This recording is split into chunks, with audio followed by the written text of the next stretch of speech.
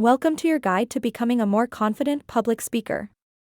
Everyone, from beginners to pros, can benefit from these essential tips. Firstly, you need to practice, practice, practice. The more familiar you are with your content, the more confidently you'll deliver it. Next, do your homework.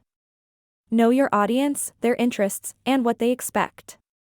This will help you tailor your speech and make a better connection. Remember to breathe.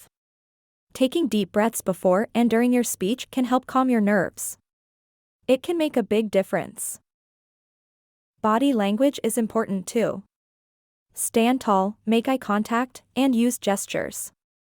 These simple moves can show your confidence even if you're not feeling it. Another tip is to visualize success. Imagine delivering a successful speech. This positive mental image can help boost your confidence.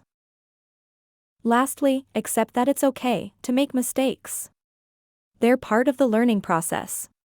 Keep trying, keep improving, and your confidence will grow.